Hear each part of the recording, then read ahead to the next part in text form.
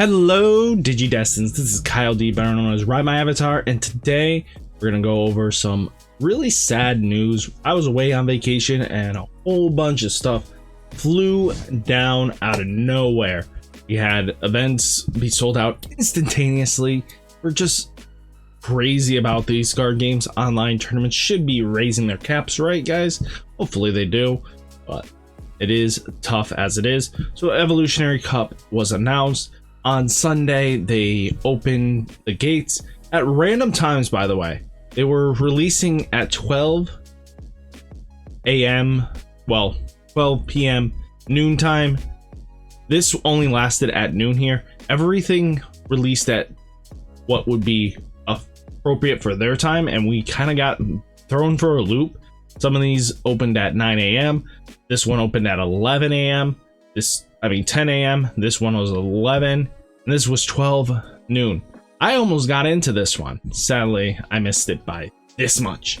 And that's what happens. And everybody else kind of got sold out for it. And that kind of makes it rough.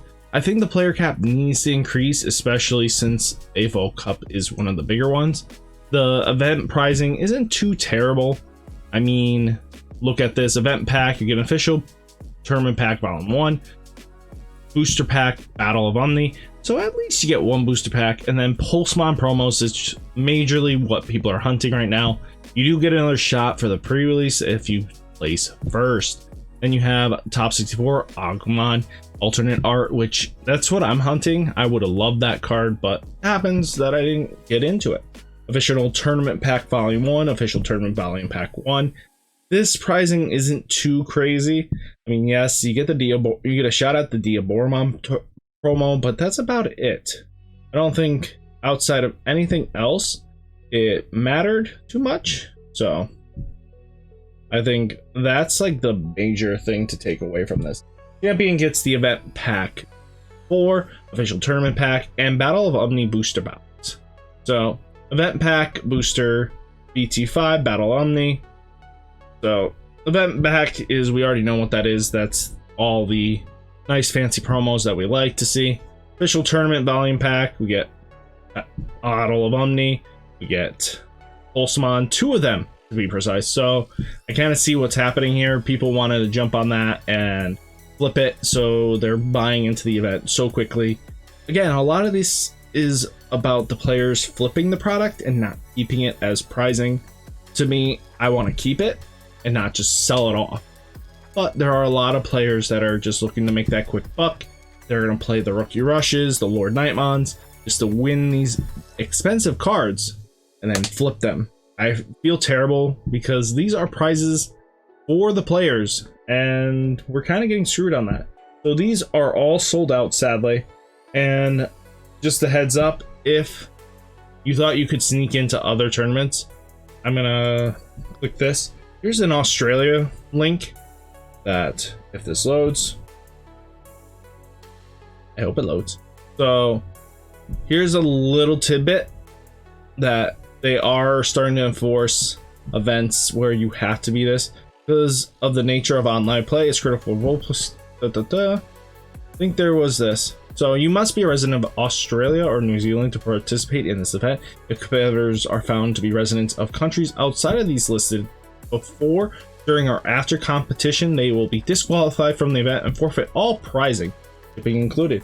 So I remember that we had a little bit of issue where I know Europe had English players and they topped and took up like most of their prizing, and they got upset. So this is what happened. They kind of made it preventative.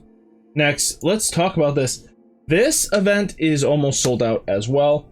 1, 2, 3, 4, 5, 6, 7, 8. I think Top Cut's the only event left that you can sneak in.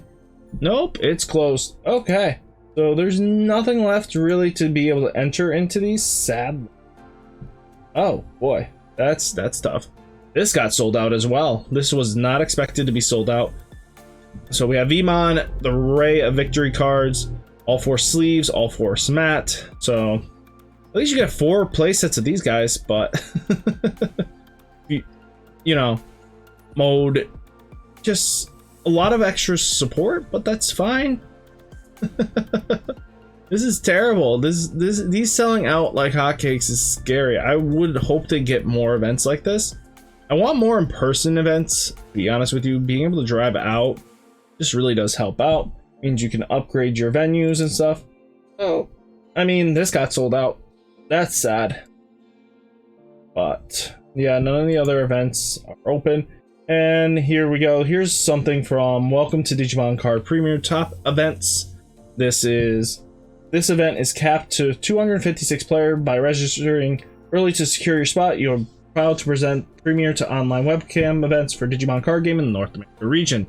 They should upgrade it, but I understand some of these events can go long into almost midnight territory, and that gets scary. I don't want to spend till midnight playing card games, but without top 8 breaking downs and stuff like that, it does hurt. So again, there's been also a bigger commotion, if I remember correctly, that we had this happen, and I know a lot of people are upset about this. The Sistermon Seal versus Sistermon Noi. So I get it. This is very upsetting to a lot of players. It is a different Sistermon. It has lore-wise, it is existing other regions. Doesn't actually work with these two very often, but when they do, they do. I get why people are upset. They think this should never be censored, but Cyber Sleuths did censor it, and this was kind of the creators' whole spiel towards it. I can get this to look up.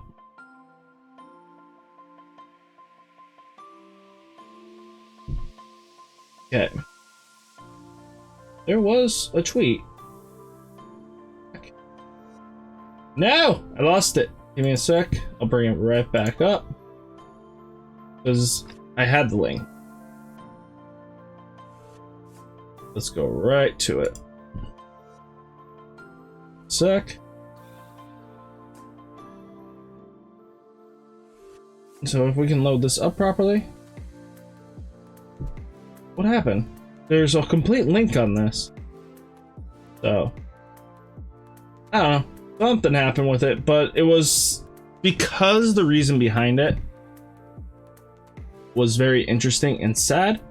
That the main reason why they're banning Seal from Nor is that it's religious and they didn't want to offend religious people. I get it. We have Battle Sisters and in, you know, Vanguard that are completely nuns and guns and everything else. But again, Bandai and Bushiroad are completely two different entities, where Bandai wants to be kid friendly, meaning if stuff like this comes out, they kind of do force censorship because they want it kid friendly and people to play it. Parents really opt out of card games once they see religious aspect. Vanguard is an exception to this rule because Vanguard was marketed to the teenage group above, and there's no kid show related to it. So I wouldn't be surprised if ever Sistermons show up into the anime in any capacity, that the English will switch it over to Sistermon Seal, and it's just going to be how we're going to have to deal with this. I get it's a different card, it exists differently in entity, but it's exactly the same mon. It's pretty much its twin sister. There's nothing too different about them. They're going to do the same thing. I get that it does have data versus its virus typing, so future search cards might not be able to search it, but out of the only cards that really cared about the virus typing was Metal Greymon and Metal Bumsymon from back in when Ragnar Lordmon came out. Everything else hasn't cared about it. They've always, what I feel like is going to happen is you're going to just be straight up searching for the Sistermons just to be on the safe side. We're not going to have issues down the road. I think we're going to be quite okay with that. But again, we have a lot of memes about it. So let's take a quick look at one meme, if this lets me. This one got me. That's Sistermon Seal. Oh, I wanted the black one. People. It is sad day. But yeah, everybody's now gonna hunt this because they're like, well, no, I'm never gonna get this version of the card that I want. There is a big following. It's similar to the Olympus 12. It's just big following around. So I understand. Hopefully we do get them in the future, guys. So without further ado, let's call it quits. And I'll catch you in the next one. Peace!